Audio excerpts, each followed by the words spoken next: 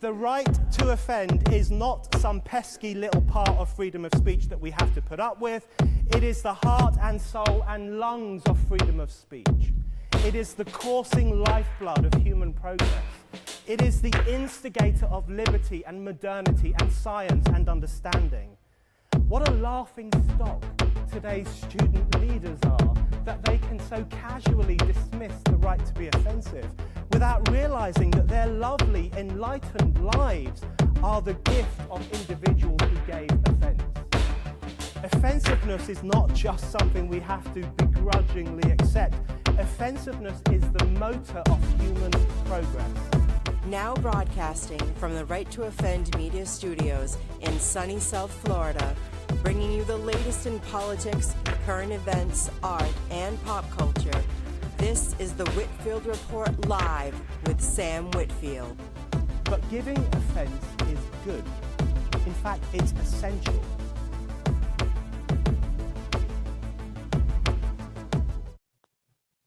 You know, folks, I don't think it's even hyperbole anymore to say that Charlie Kirk's death,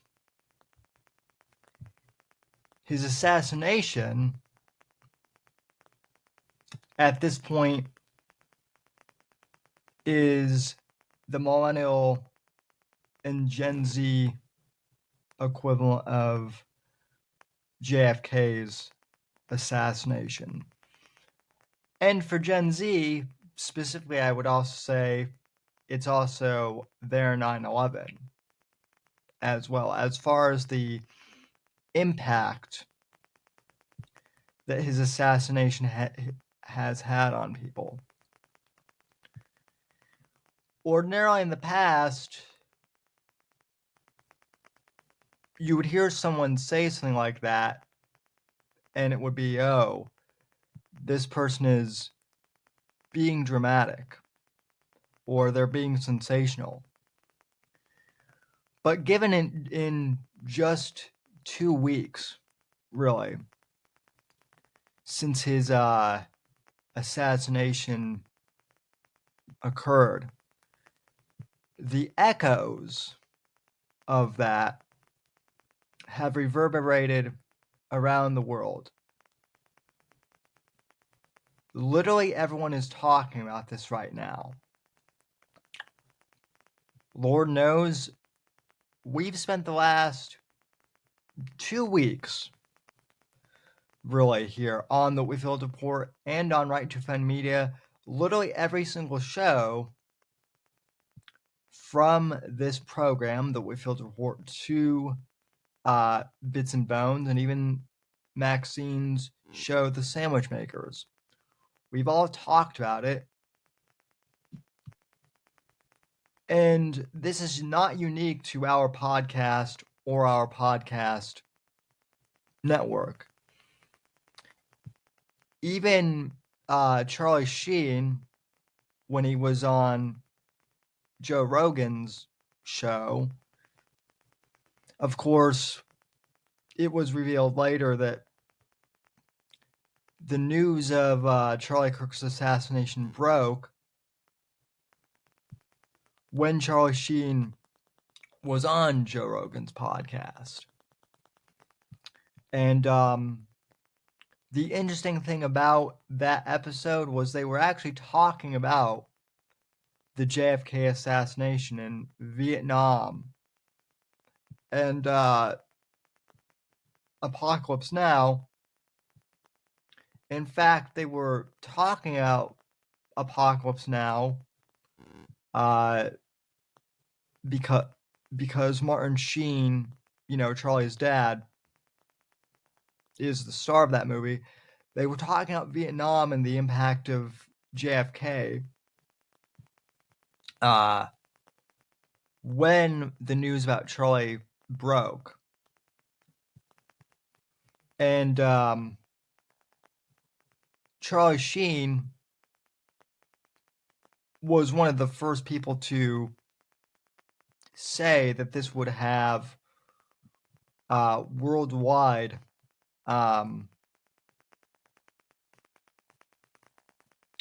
echoes and whatnot. And I know people, myself included, have all kind of, made fun of Charlie Sheen, and rightly so, for his whacking, let's face it, drug-fueled behavior over the years. But, he's been sober for almost a decade now, and boy, he wasn't wrong on that. And, we've said on this program that this would be like JFK. Max said that this was a lot like, MLK's assassination and Malcolm X's assassination rolled into one. So yeah, we're not alone in that. And we've done several shows on Charlie Kirk's assassination and his passing really since the news broke, because it happened on a Wednesday, and Max, Morthis, and I went on air that same night and just did like a live, raw reaction. And as I've said before, it's a show that I will never forget, probably for as long as I live.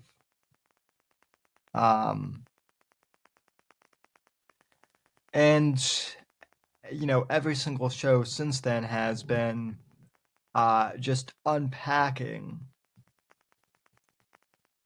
this momentous event. And the reason I bring all this up is I know that the Monday show is usually an interview show, folks. We usually have authors or creatives that come on and talk about the craft of writing, and or talk whatever their field of expertise is. And I know that there are some of you who are probably fatigued out on the Charlie Kirk thing already, and I get it. But at the same time,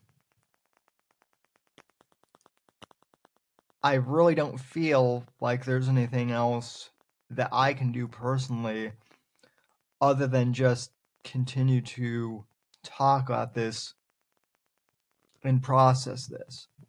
I've said for years that podcasting is a very therapeutic medium for me. When I can talk to you guys, especially just off the cuff like this. And that's true. I have talked to other authors who do want to come on the show or want to come back on the show, if they've been guests before. The interview shows will resume again, but to be honest, I'm not sure when, because right now,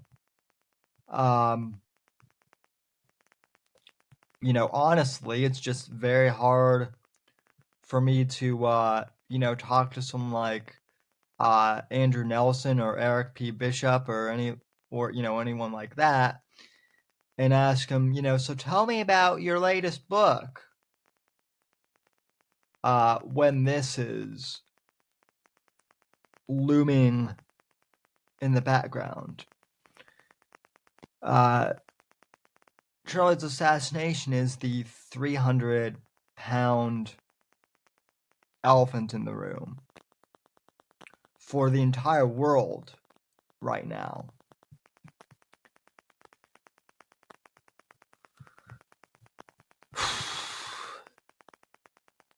We've talked about it a lot, but it seems like every day almost. As I've continued to process this, and as we all have, there are more and more thoughts and more reflections to talk about. I want to begin tonight's or today's episode, whenever you're listening to this, by playing the Sam Hyde clip, "This Is You," from his latest podcast episode.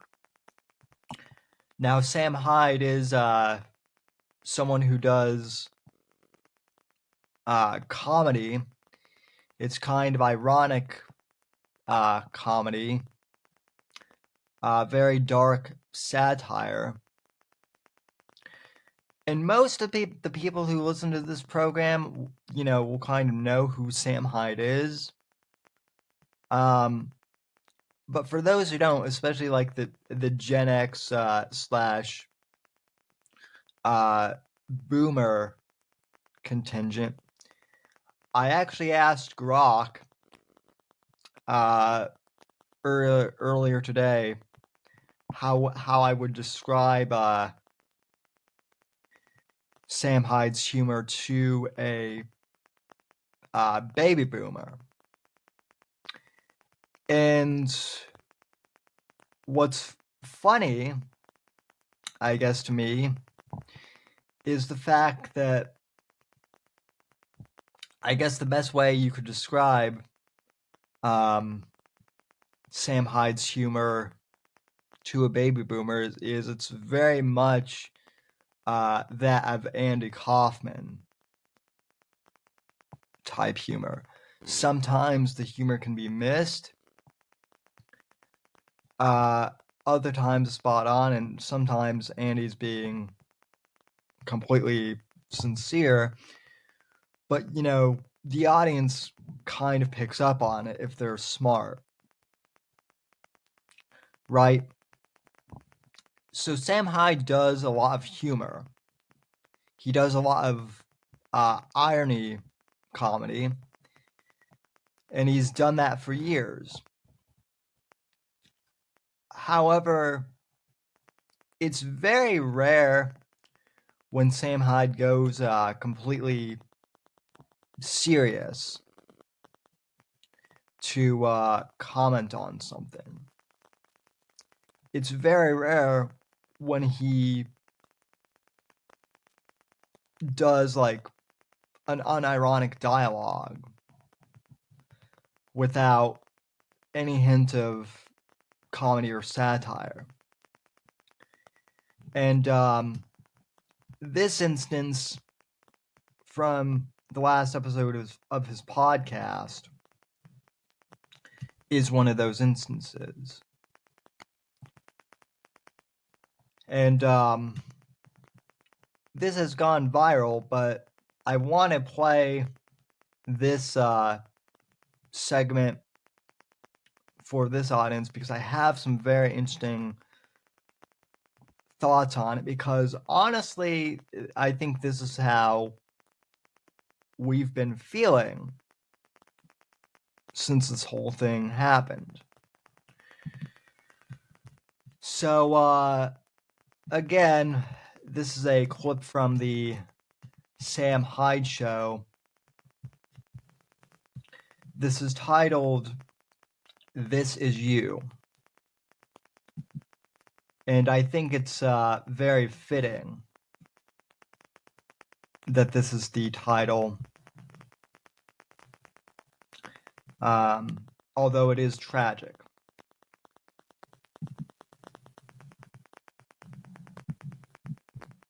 This is you. This is your sister, your wife, your daughter. But this right here is you. This is your sister, your wife, your daughter. This is you. This is your sister, your wife, your daughter. But this is you. And this is their reaction when you are killed. Now, for those listening on audio, real quick, I want to explain. When he's saying this is you, he's showing a picture of Charlie Kirk. And when he's saying this is your wife, your sister, your daughter, he has a picture of Irina Zarutska, the young Ukrainian woman who was stabbed on a train by a migrant, brutally stabbed and murdered just mere days before Charlie's assassination. So let me back this up, and I'm not going to start from the beginning, but just kind of add the context.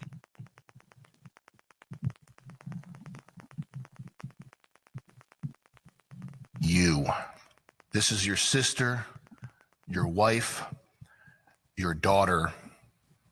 This is you. This is your sister, your wife, your daughter. But this is you. And this is their reaction.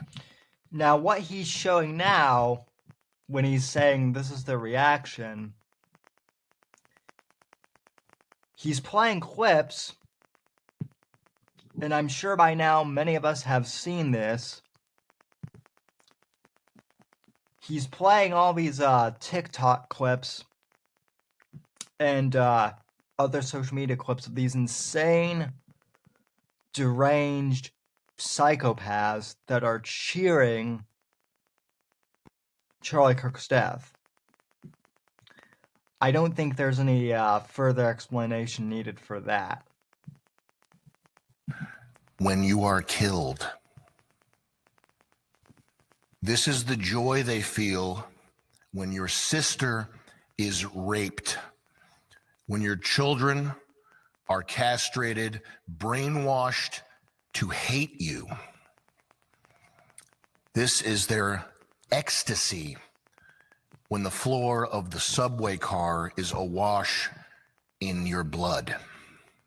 This is you. Make no mistake, that is a symbol, that is you. But this won't last long. They can't help themselves because they're so ugly and so low that the only joy they can experience, the only good that they can envision is to take something beautiful or innocent down to their level. And when they can't do it, the next best thing is blood.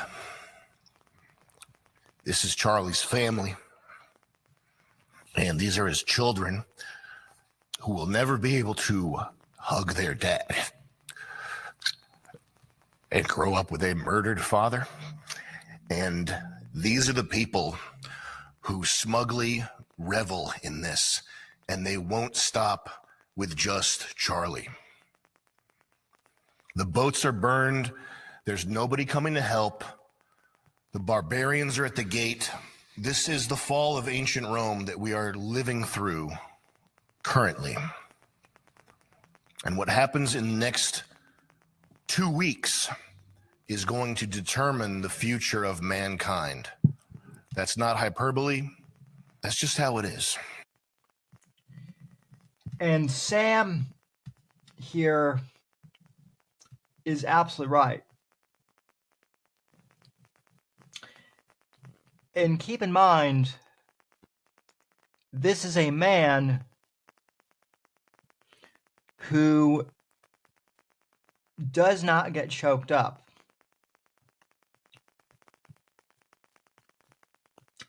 At all very much.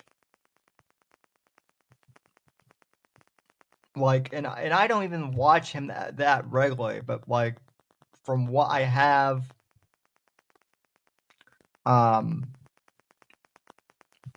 he's never this raw. He's not putting on a character or an act. which is why, in part, this clip has gone viral.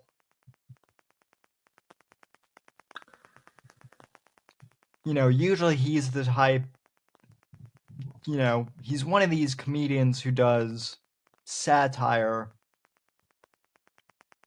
and, uses irony as social commentary. But for him just to, react raw like that and to even get choked up is very rare. And it underscores, I think, the, I think it underscores the severity of Charlie's assassination. The first 2 minutes do. Now, later on in the episode, and I encourage you to watch this, he will go a little bit into his shtick, a little bit in parts. I don't want to spoil the episode. I'm not going to do a major deep dive analysis. That's not what this episode is for. But I did want to analyze this clip because lots of people have been talking about it. And I do think it sums up how a lot of us feel about Charlie Kirk's assassination. Now, on the note of the deranged monsters who are celebrating Charlie Kirk's death, they all deserve to be fired from their jobs. Even more specifically, the ones who are calling for other people's deaths and other people's assassination.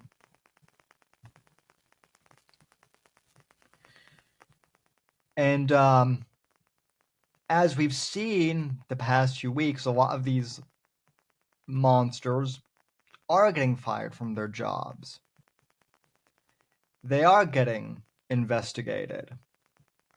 And the far left is all of a sudden crying cancel culture. Which I want to explain a few things here. Because the left is already trying to spin this, right, to say that anyone who is critical of Trump or anyone who is critical of Charlie Kirk are getting reported to HR and getting fired from their jobs. That's how they're trying to spin this. And they're putting it in that way because that's what they've done for the past 15 years. They've been snitching on people to HR for simply having different beliefs. They've been taking people's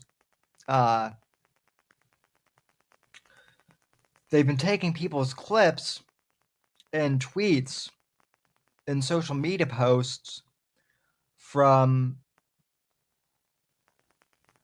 years ago and taking them out of context to make average, decent people who in some cases are not even all that conservative or all that politically active, but these are people who are not in lockstep with the woke agenda. So these are the people who the left has gone after for several years now and have gotten them fired from their jobs, gotten them kicked out of their colleges and universities, ruined them personally and financially, and in some cases even driven them to suicide. That's what the far left has done to decent Americans for the last 10 to 12 years, really.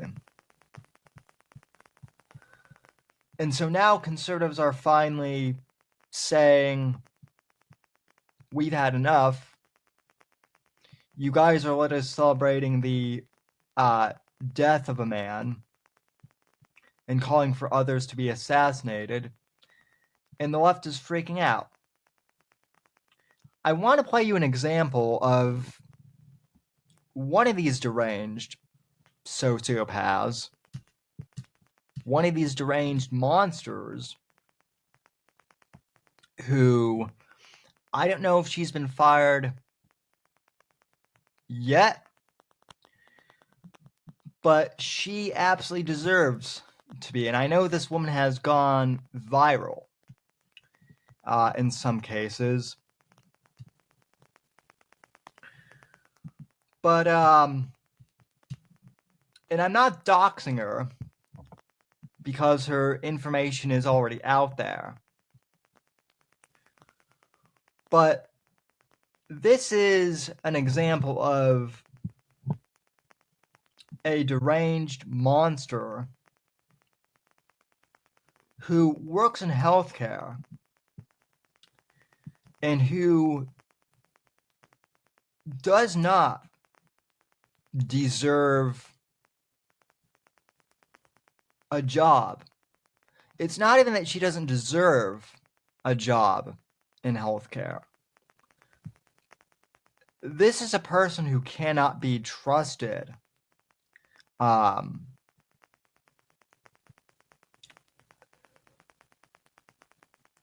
to work in healthcare, to have people entrust their well-being with her.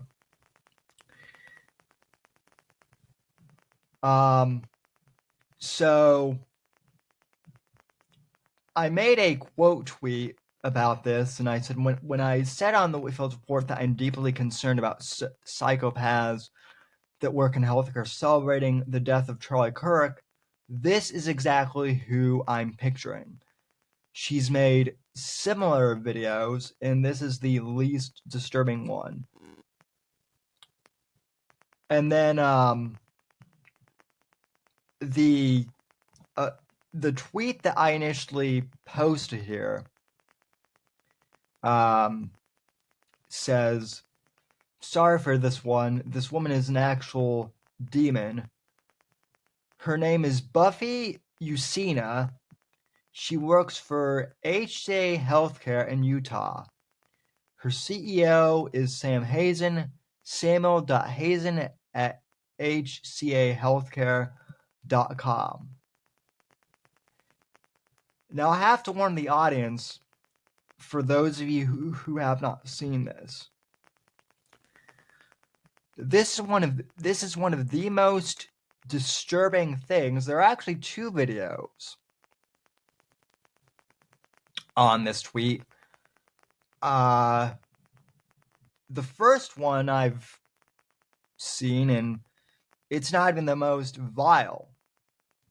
The second one I have not seen, but, well, there's no other way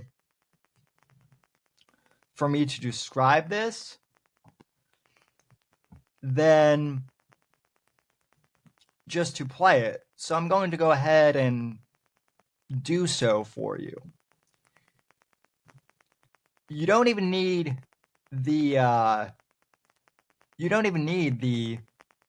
video, quite frankly, because just hearing the audio, this is like nightmare fuel, literally. I'm just gonna say it, because all of you are thinking it. I can't keep my mouth shut. Why Charlie Kirk? Yeah, he's annoying. There were two better candidates if you were gonna get the job done.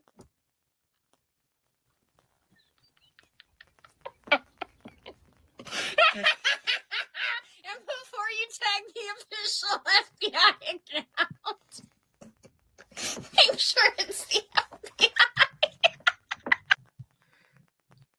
So this woman is a literal demon.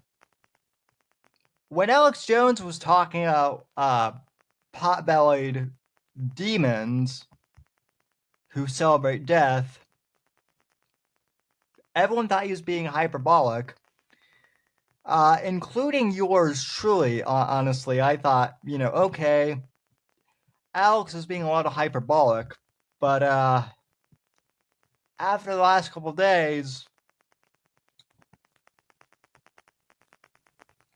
nope. This woman sounds like the Wicked Witch from The Wizard of Oz, and that's actually cruel to the Wicked Witch, because one is a fictional character, the other is a literal witch who would hurt you and your family. This is a nurse. I believe she's a nurse. She works in a doctor's office.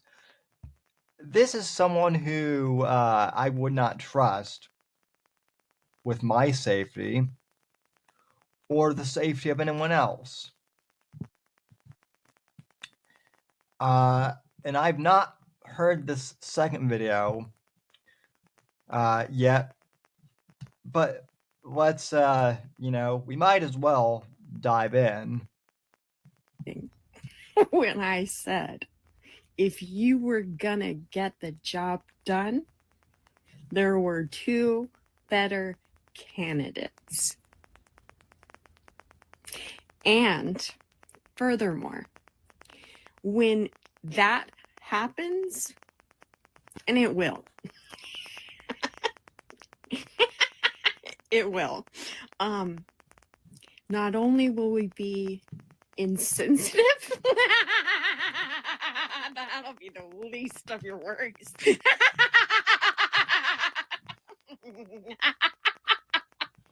But it's gonna be the biggest fucking celebration, the biggest, most beautiful celebration on planet Earth.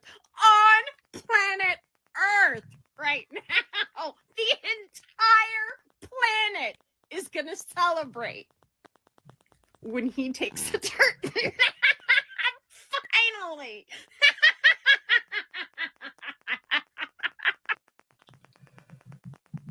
Yeah, so that demon called for, I believe, the assassination of President Trump, J.D. Vance. I believe that's who she's referring to. Doesn't really matter, because she's celebrating death. And there are people who are saying, oh, she's LARPing, or, she's acting. She doesn't really mean it. Well, when someone is gleefully cackling and looking like a psycho and acting like a psycho, I don't know about you folks, but I tend to take these people at their word when they say stuff like this. So, you know, again, ask yourself, is this someone who you want near your family, near your children, near you? Because this is the type of person, even if you're not a conservative, even if you're not someone who voted for Trump, let's just say that you're, apolitical, you're a normal person, you're a normal guy, a normal gal, and you go to the doctor's office where she works, and let's say she's an assistant nurse or whatever. I don't know what her actual position is, but I know that she does work with patients, because she said that in other videos too. I think she actually did say that she is a nurse. So let's just say you're an average Joe, you're apolitical, but this woman who clearly has a few screws loose thinks that you're a MAGA person, or thinks that you're a Christian, or whatever. Maybe she just doesn't like the look of you, and so she sticks you with with infected blood. Could be AIDS, could be some sort of virus, whatever have you. Maybe she messes with your medication and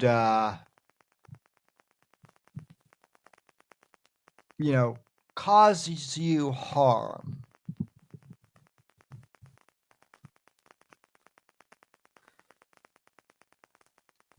If she were to take out someone, a perceived a perceived Nazi, or a perceived fascist, or whatever not, keep in mind, this is a woman who is celebrating Charlie Kirk's death, cackling about it. This woman would dance on your grave, literally. Even if you're a nobody. And so, yeah, I do want her to lose her job. I don't want her in a position where she can potentially murder other people or cause them serious harm. And I know that this post is a few days old. I'm hoping to God by the time that you all are hearing this, it is Monday the 22nd, 2025. I'm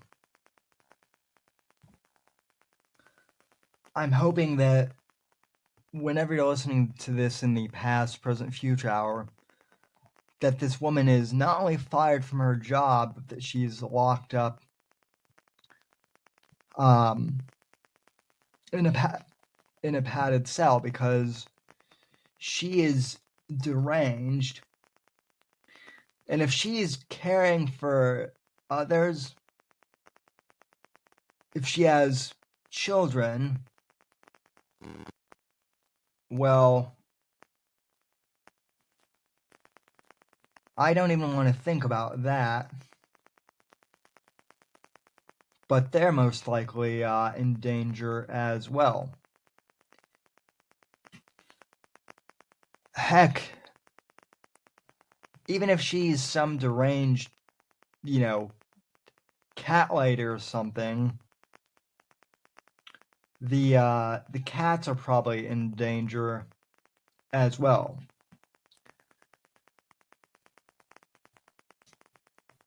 And there are lots of other people like this celebrating Charlie Kirk's death. And there are entire montages that people have put together on YouTube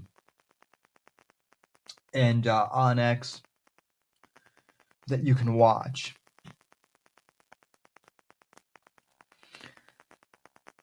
And I'm not going to play all those because I think you get the point. But it is, I think, important that people at least see what I mean when I say that this woman is a danger.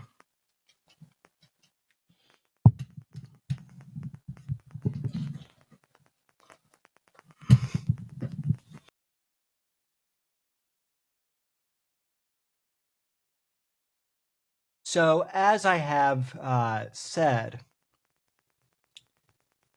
this woman wants you dead. And people like her want you dead. And I know I've played just these two clips, but there are tons of compilations that people have put together on YouTube and X that you can watch, not just of her, but other deranged monsters celebrating Charlie's death. And so, us wanting to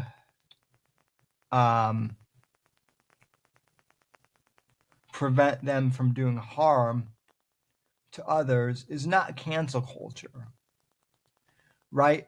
In fact, I want to be very clear about this, ladies and gentlemen.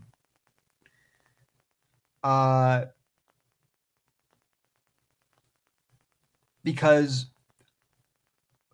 what a lot of these lefties are trying to say is that we're just calling up these employers and saying, oh, they're criticizing Charlie Kirk, get them fired or whatnot for, mean-spirited comments.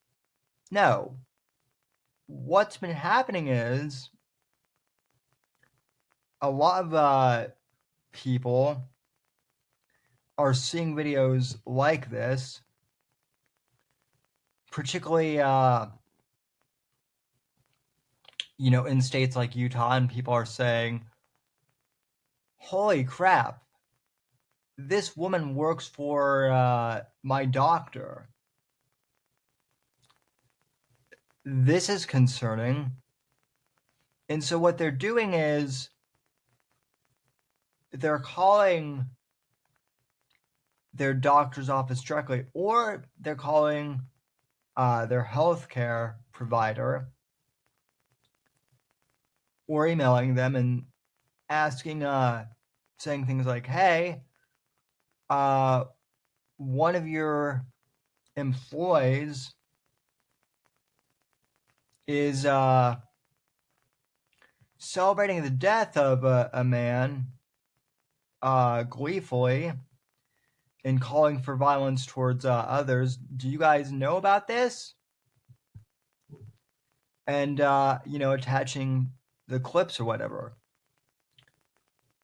Then most likely what's happening too is, these employees, hopefully the lead doctor's office, are taking a look at this, and one of two things is probably happening. Either the doctors are just like outright firing these monsters working in healthcare because they're just like, geez, I don't want people like this working. Or more like what's happening is these people are being called, into their lead doctor / boss's office and being questioned about this at the very least. And knowing people like this, they have no remorse.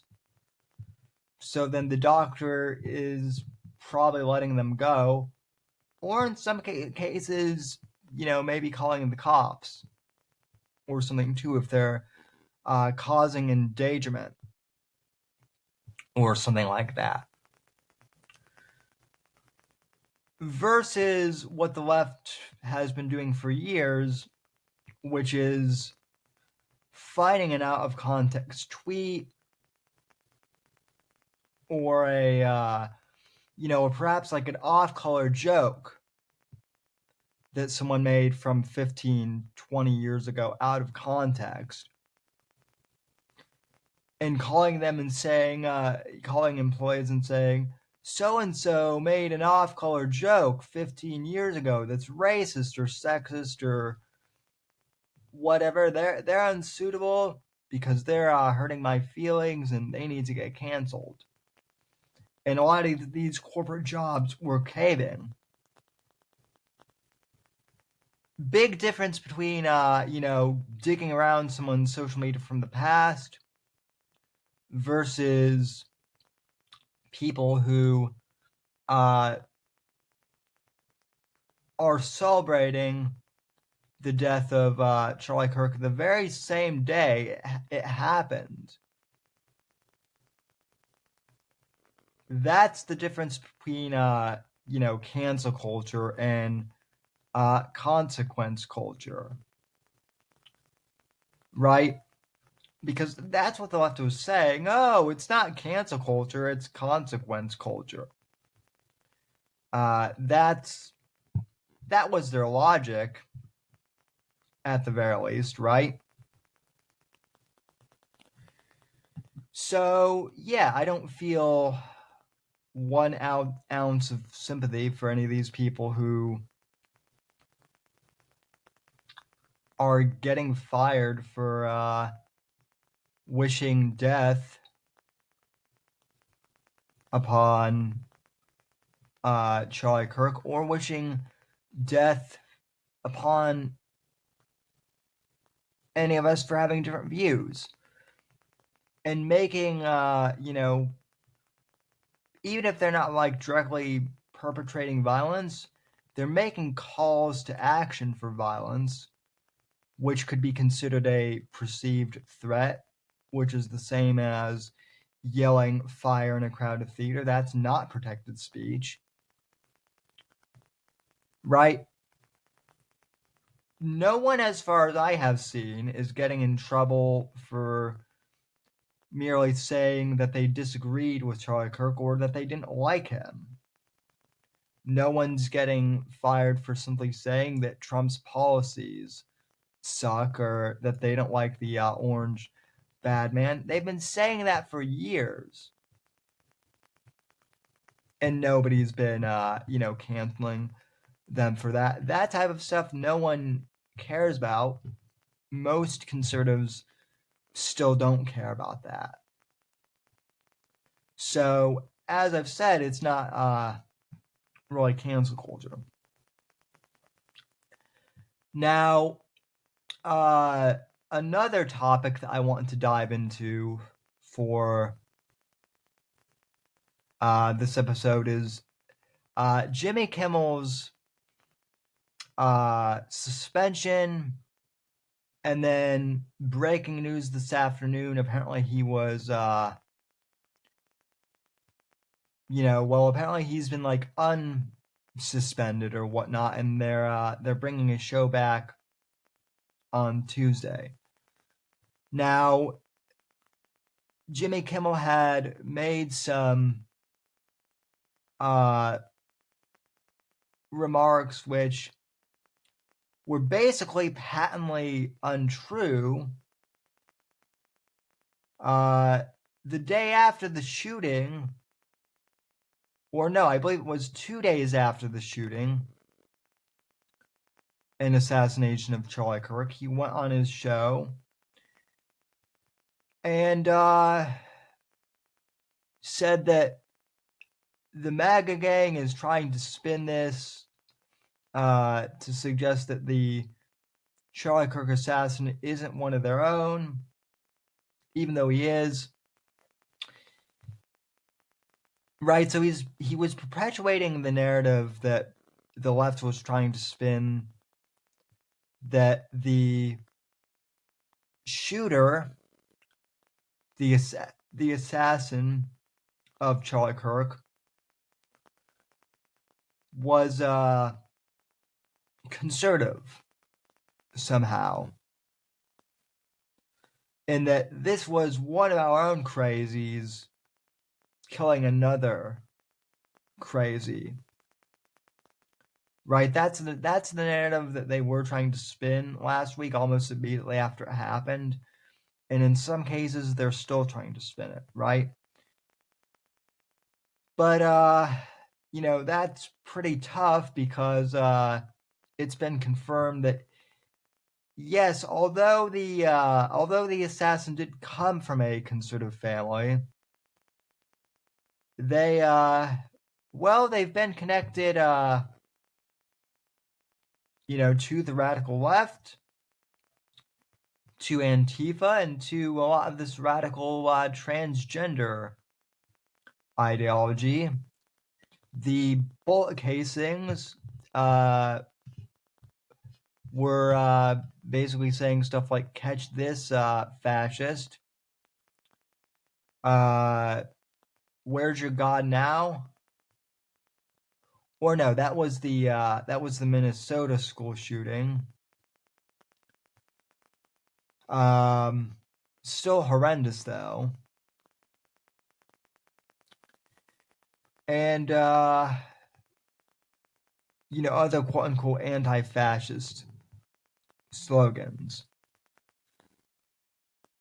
But it's been well established now in the past week that this shooter, this assassin, was a deranged leftist who had bought into the narrative line, hook, and sinker that Charlie Kirk was a deranged fascist whose ideas were dangerous and needed to be assassinated.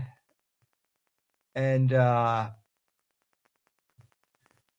supposedly this assassin wrote like a string of text messages to their transgender lover, saying that they were doing this to protect them or something.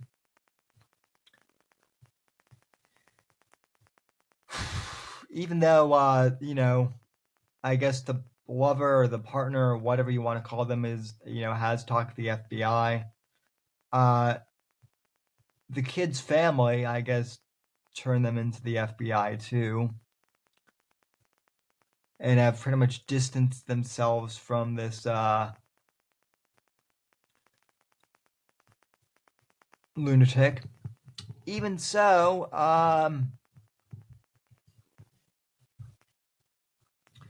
the left continues to push this narrative that the shooter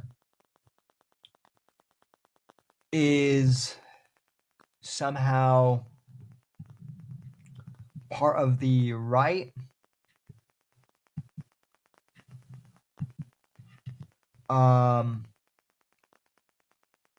which is, that's just laughable at this point. But they've done it so anyway, and Jimmy Kimmel was pushing this narrative. So ABC decided to suspend him indefinitely. And the left flipped out and were saying that this was a violation of the First Amendment, even though it was ABC's decision and not the FCC's pressuring to do so, despite what they were saying. And so, Dave Portnoy had a very good take on this, actually. And, I know that,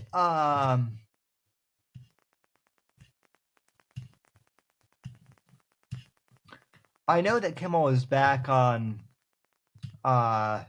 ABC now as of,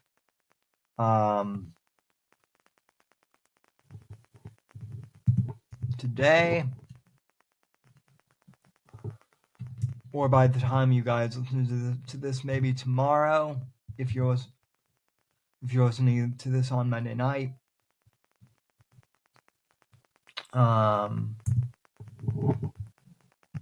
Let's see here. But Jimmy Kimmel put out Dave Portnoy had an interesting take on the Jimmy Kimmel suspension from a few days ago in which he explained how Jimmy Kimmel getting suspended is not like the FCC interfering or whatever the left was pushing, right? And so Dave actually explains the process in which ABC went through and how this works. Again, he puts it way more eloquently than I could. So let's take a listen, and of course, add music. Sorry about that.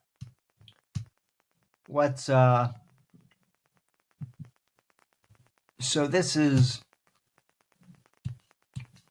Portnoy's take on the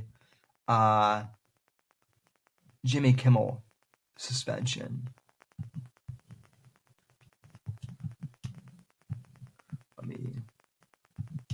Okay.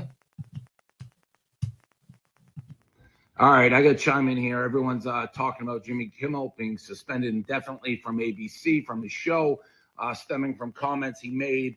One, I guess he was insinuating that the Charlie Kirk assassin was far-right MAGA, one of their own followers. And then two, he made a joke about Trump not really caring or being sympathetic that Charlie Kirk was assassinated. Now, I think I have a unique take on this because I run a fairly large media company. I also do media. So you're seeing a lot of people right now, and I tweeted about it right away, being like, cancel culture, the right is so hypocritical, they're so anti-cancel culture, and now they want cancel culture. To me, this is not cancel culture at all. Like, what cancel culture is when you don't like somebody, say me, and then you're like, we want to get rid of Dave. So we're going to comb through everything Dave has said for the past 20 years, and we're going to find things we don't like that don't fit in this time period or whatever. Not just me, anybody. but that's cancel culture. Digging through old tweets, videos, things said to get rid of a person. Your goal going in, it's like, I'm going to get rid of this person I don't like, and I'm going to dig up everything that this person has done their entire life and find some smoking guns and put pressure on people to get rid of them. This, what happened to Kimmel, I would say, is consequences for your actions in real time, statements in real time. He made jokes that people didn't like. He tried to say that the assassin was part of the far-right magnet. He's not. And then Sinclair Communications was like, this is garbage. Our people that we, in our markets, they don't want to see this. We're preemptively pulling them off the air, kind of forced ABC's hand. Now, this is not a free speech issue to me. I've always said to our employees, listen, you guys can say whatever you want on your personals. You can do this, but your speech has consequences. If advertisers, if people start putting pressure on me because you're saying things that they don't like, this is a capitalist market. Like when the juice isn't worth the squeeze, decisions have to be made. And for Kimmel, his ratings are down. And by the way, I'm not like, I hated Colbert. I found him annoying to watch. Kimmel I don't watch, but, I take it or leave it. But his ratings are clearly down. He's making a ton of money. He's creating clearly headaches for ABC, and the affiliate then drops him. To me, this is like a business. He's not a journalist. This isn't freedom of the press. He's not reporting, digging. He's telling jokes. He's a comedian. He works for somebody else. Whenever you work for a company or work for somebody else and you are making statements or doing things that are creating headaches for the people up top, you're forced with a decision. What do? Here they decided the easiest move, ABC, Disney, was to suspend him. For example, when Penn bought Barstool Sports, one of the things we agreed upon, one of the guardrails, one of the things I had to agree when we did the deal is that I and Barstool would not make fun of politics and government employees because the government controlled the gambling licenses and they didn't want to create headaches trying to get these licenses. So I agreed to that. That's part of being in business. I wasn't allowed to create headaches for my employer. I knew that. And if I did make fun of, let's say, the Massachusetts gambling regulators, who are the worst people on earth, and trust me, with every fiber of my bone being, I want to make fun of, I would have gotten fired or in trouble. And I wouldn't have been like freedom of speech. I would have known this is what I signed up for. I'm creating more headaches for my employers than benefit that I'm bringing. Essentially, that's what Kimmel's doing right now, right? He's creating more headaches than he is bringing in benefit. Again, this isn't freedom of the speech. This isn't cancel culture. This is Jimmy Kimmel isn't being successful enough right now, right here in time, for all these headaches to be worth it to keep him on the air. And that's in any field. Anytime you work for somebody else, anything you say that creates giant headaches for your boss can end up in career repercussions. That is not cancel culture. That is living in a capitalist society.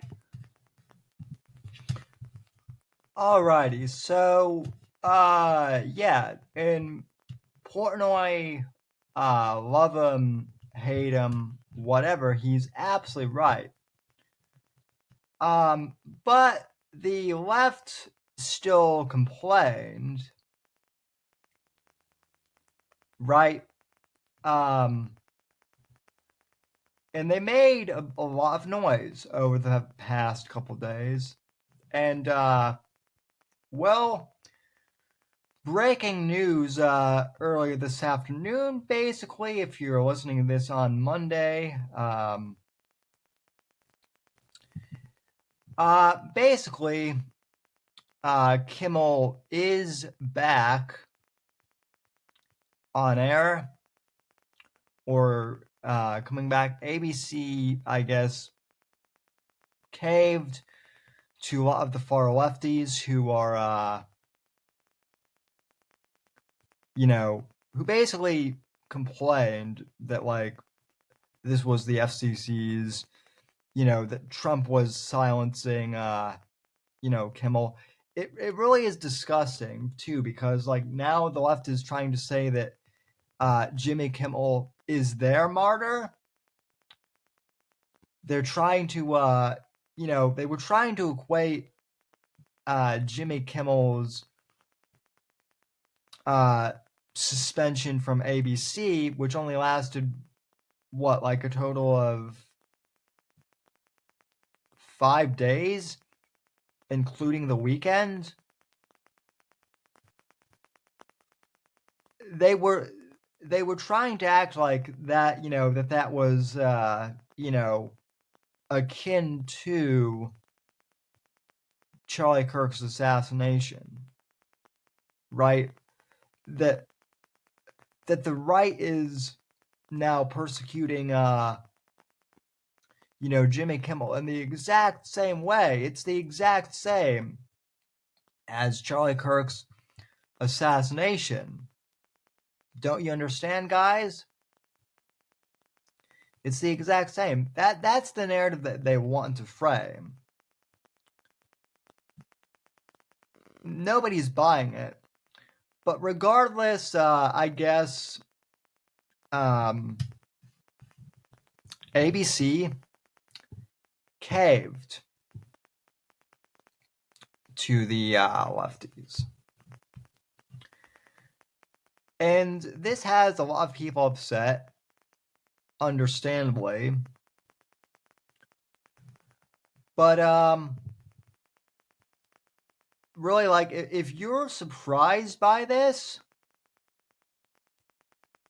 if you're surprised that Disney/ABC caved to the left, then you haven't been paying attention. Because as I tweeted out right before the show, right before I hit record on today's episode, in fact, let me again share the screen here. I'm not surprised, but it doesn't really matter in the long run. The late night talk show format and terrestrial television as a whole are all but dead. This move only prolongs the inevitable, right? And we've discussed this, particularly over the summer on the live show. We did an entire segment. We did an entire episode of the Wednesday show in which we did a deep dive analysis of why Stephen Colbert is getting canceled. And,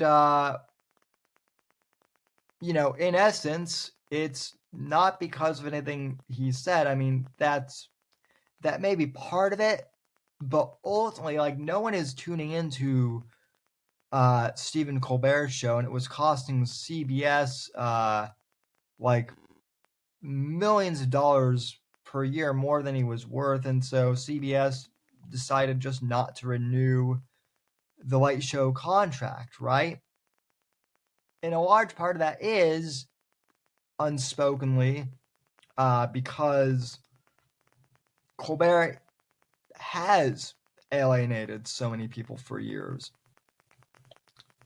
Just like so many of these other late night show hosts.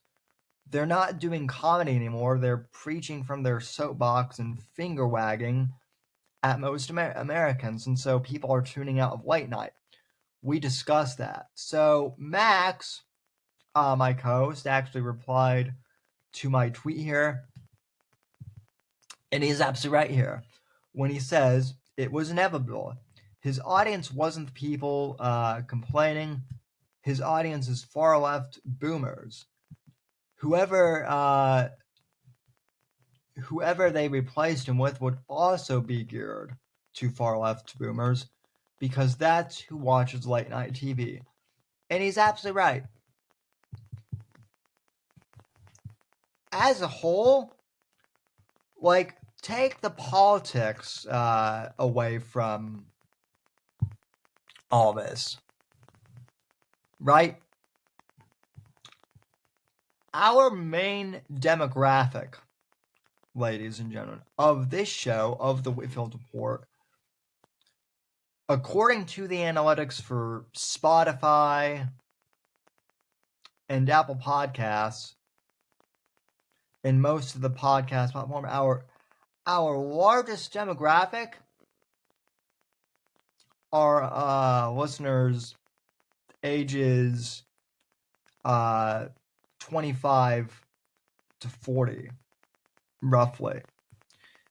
Our second biggest demographic would be probably like Gen Z. We do have a like a pretty good percentage of based boomers who do watch us. People like Steve Stratton, and my stepdad and others like that. But for the most part, Gen X, Millennial, and Gen Z are the three biggest like demographics for my show. And in general, that is the predominant media market now, just in general. So I'm not really unique in that aspect. And like most millennials don't even if they have cable, they don't watch TV. We stream everything. And heck, I know a lot of people who don't even like watch most streaming services like Netflix. Most people, some just watch YouTube or Rumble or listen to podcasts, and that's how they get their entertainment and information. It's not even so much like politics, it's the medium that is dying off. Terrestrial television in late night is an antiquated format, and so by them bringing back Jimmy Kimmel, they're really only prolonging the slow demise. Also, what's funny is all these lefties who were basically pearl clutching on behalf of Kimmel. If you asked any of them if they were like actually like religious watchers of Jimmy Kimmel, and you really asked them like honestly, most of them by and large would say, well, no, I just watched clips here and there. So even the left really doesn't watch late night or terrestrial television because again, it's a dying format. And even though I do a pretend like I guess or a mock late night show, on the Whitfield Report, right? We kind of have taken over that format on Wednesday nights. Like largely people do for the most part watch this show on demand the next day or whatever, and same with the Monday show when we do guest interviews and whatnot.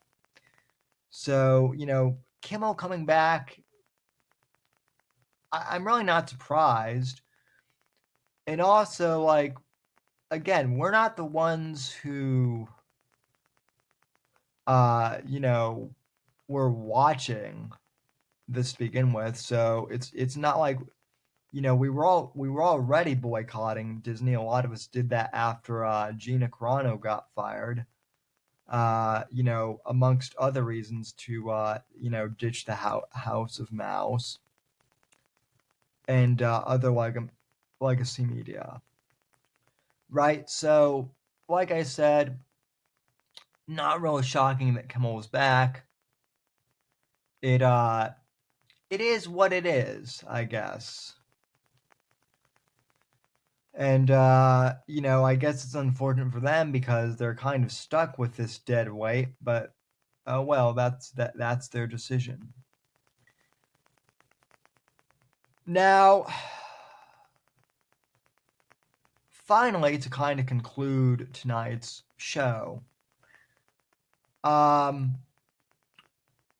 Kirk's memorial service was yesterday on Sunday. It was 8 hours long. And to be honest, I did not really watch the stream. Because honestly, part of it was I just needed a break from this. Normally, ladies and gentlemen, I actually do take the weekends to, decompress from a lot of the stuff. And, this was no exception. And there was so much, content, really, for lack of a better term, to go through. Like I said, the service was 8 hours long. And I did see parts of Tulsi Gabbard's speech. And from what I heard, it was, fantastic. She's an incredible speaker. As always, I said that even back when she was a Democrat, still on Joe Rogan. I've always been impressed with her. And Marco Rubio's speech, from what I heard, was all, I watched part of that. That was also fantastic. I did not see Erica Kirk's speech. I had gotten a phone call and then I got busy with something else. Obviously the big clip that has been circulating today, has been that she forgives Charlie's killer. And, well, ladies and gentlemen, I'm going to be honest.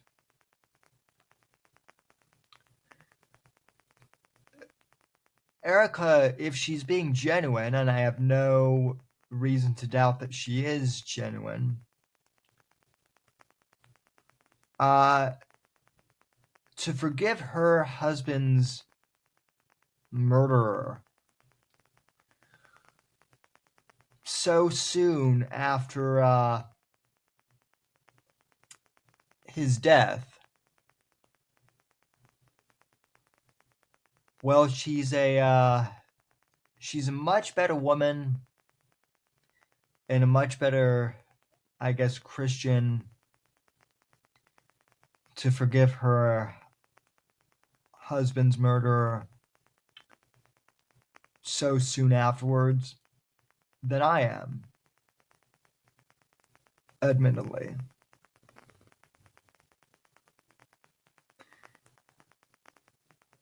I was actually thinking about this before I hit record on today's show because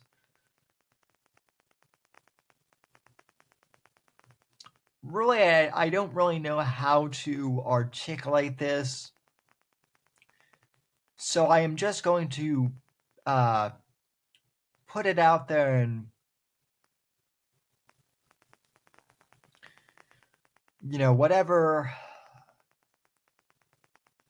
however this comes across to you, take it for what you will. Erica Kirk's decision to forgive her husband's murderer is tremendous for her. And that takes real strength.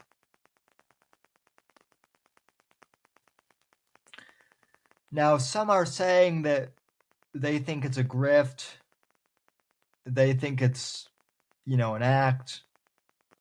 They think it's a rally cry.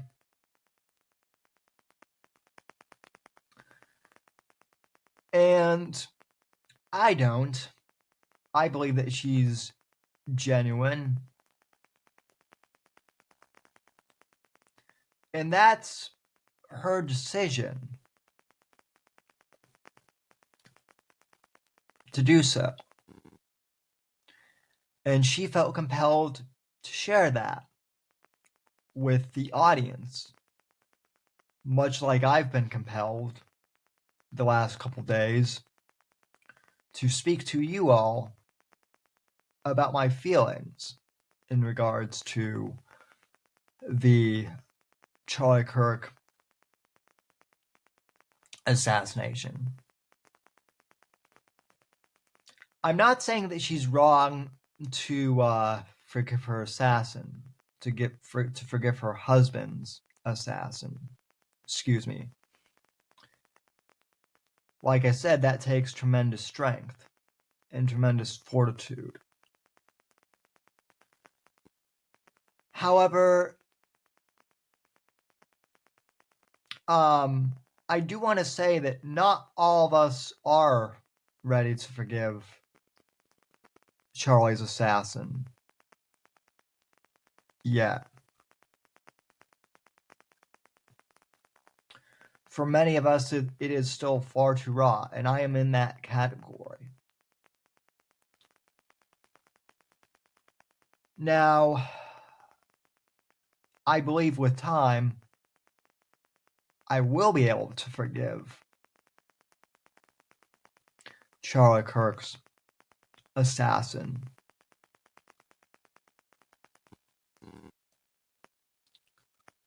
And I certainly hope so. I pray that that is the case. But many of us are not ready to forgive Charlie's assassin yet.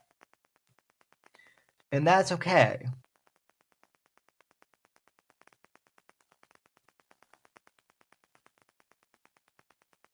This is part of the grieving process. And so, if you're with Erica and forgiving Charlie's assassin, that's fine. Good on you. I don't think you should be telling other Christians that, no, it's too early. You shouldn't forgive Charlie's assassin.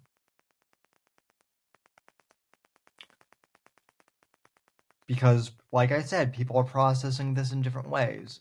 Contrarily, I don't think people should be saying either, and I've seen this going around social media a few times too.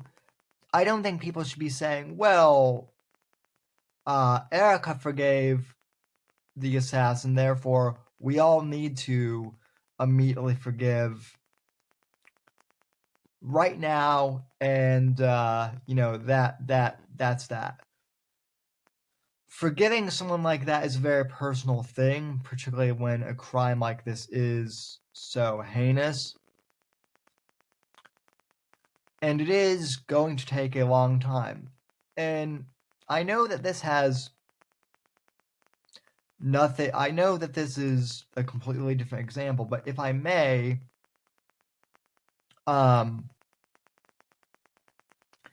share a kind of personal example and a personal anecdote to kind of illustrate this point. So, as many of you know, my Uncle Gary, who was my favorite uncle, I've spoken about him numerous times on the show before. He was in many ways like a father to me. But as I've also said on the show, despite his big heart and despite his, warmth and just general, and just genuine and good character, he also struggled with alcoholism and eventually succumbed to liver cirrhosis and died.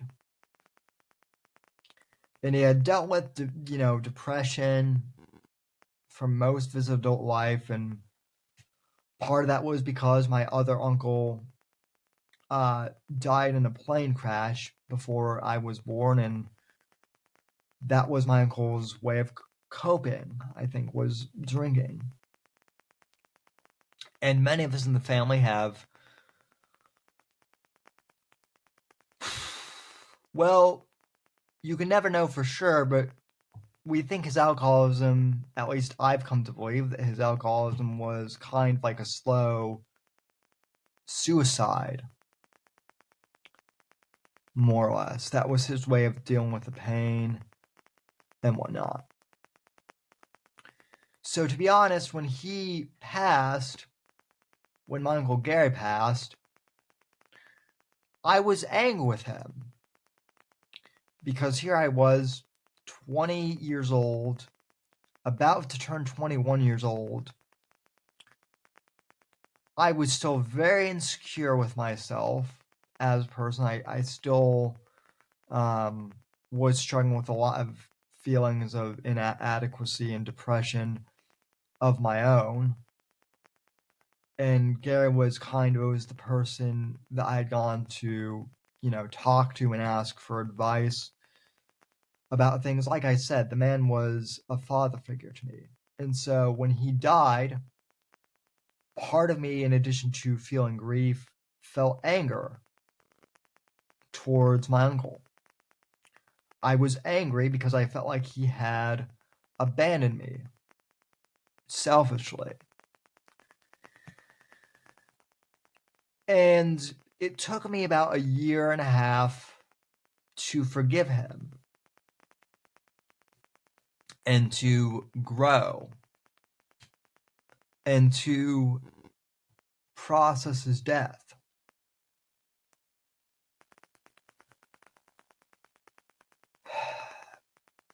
I remember I was so angry with him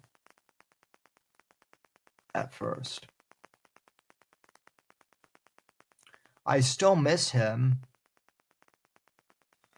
There are still moments where I wish he was here, because I really would,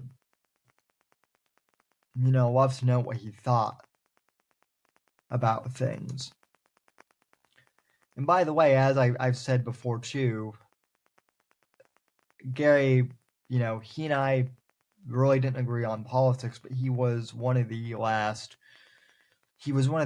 decent people kind of on the, I don't even want to call him on the left, because he was more like an old school liberal, by today's standards, more of like a libertarian towards the end of his life. But, he and I disagreed on things politically, and instead of,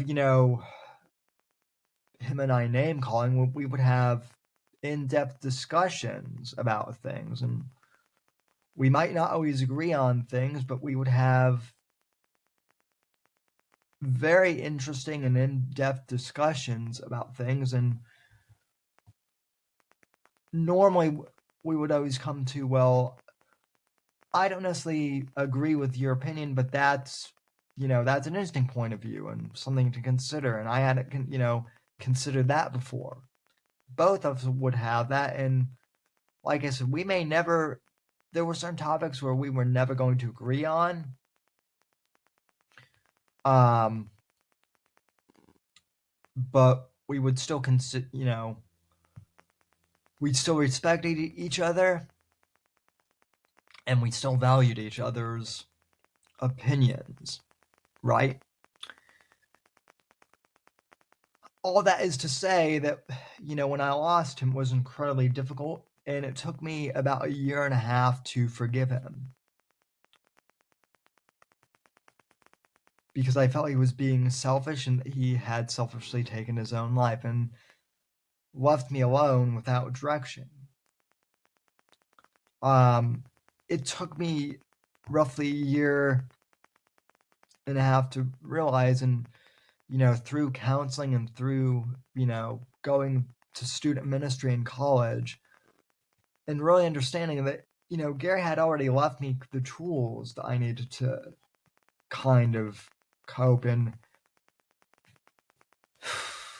deal with my grief, and that the best way I could, honor his legacy was to treat people decently the way he did, and to carry people, into dialogue with people in the same way that he did. Right? And so I believe that that's what Gary would have wanted. And so I was able to come to forgive him. And I still terribly miss him. But I know he's up in heaven. And like I said, it took me roughly a year and a half to forgive him. But I wasn't ready to forgive him right away. Even though there were some people who were saying that, well, I just needed to forgive him because that was the right and proper Christian thing to do. Grief is a process, and we all have to deal with it in our own way. And so, good on Erica Kirk, for forgiving her husband's murderer. That takes tremendous strength. Many of us just aren't there yet.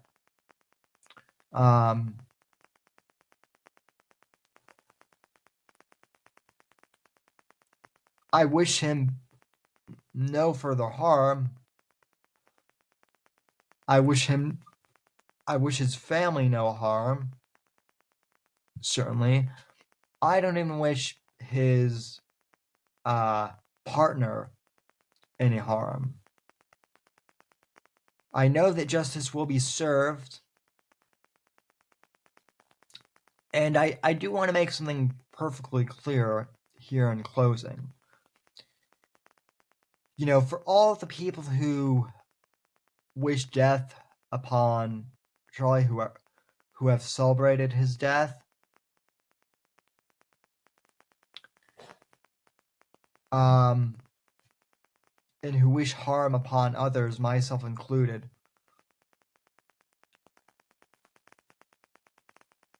I wish no preemptive, violent retaliation against them.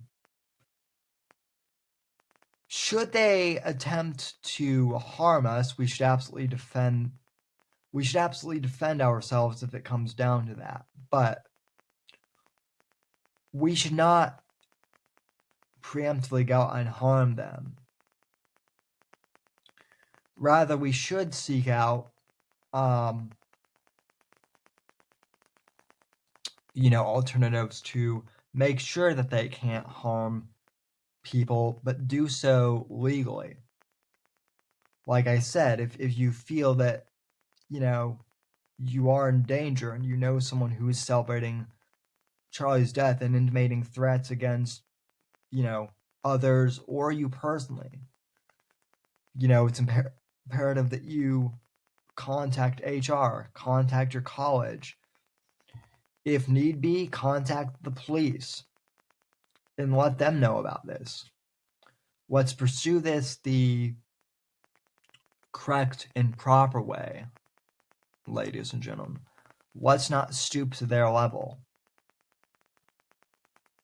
And maybe through doing this, maybe more of us will be able to, forgive Charlie's murder. I believe I will. But time heals all things, and this is just one of the grieving steps, I believe. I want to thank you for tuning in to this Monday's episode. And on Wednesday, I'm sure we'll be digging into some of the Charlie Kirk Memorial stuff. And also maybe some of the Mr. Medicare stuff too. But irregardless, wherever you are, I wish you all nothing but good health. Stay safe.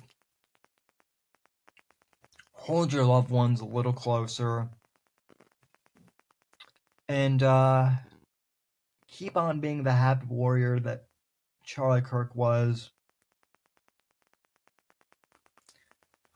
As I said, I only met the man once, but man,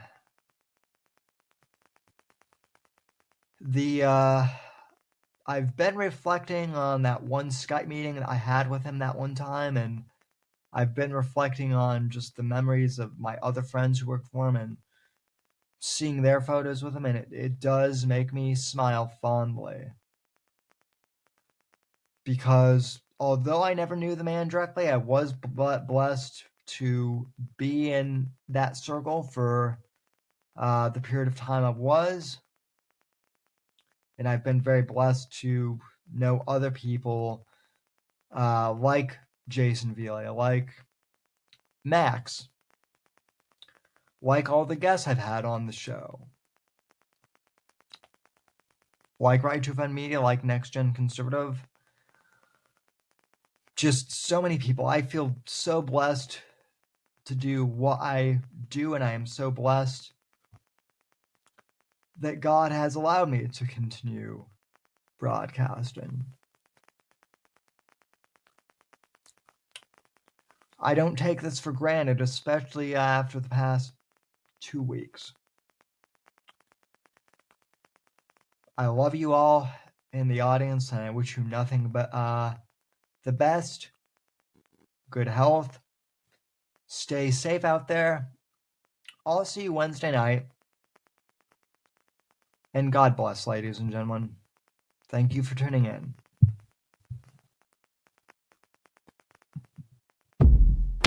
The right to offend is not some pesky little part of freedom of speech that we have to put up with. It is the heart and soul and lungs of freedom of speech. It is the coursing lifeblood of human progress. It is the instigator of liberty and modernity and science and understanding. What a laughing stock today's student leaders are, that they can so casually dismiss the right to be offensive without realizing that their lovely, enlightened lives are the gift of individuals who gave offense. Offensiveness is not just something we have to begrudgingly accept. Offensiveness is the motor of human progress. Thank you for watching the Whitfield Report live on the Right to Offend Media Network. Make sure to check out Sam's books on Amazon, Audible, and Kindle.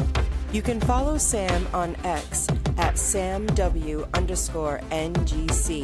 and the Right to Offend Media Network at RTO Media. Like, comment, subscribe, and share with your friends. And until next time, God bless, God save this great nation. God, freedom, legacy, in that order.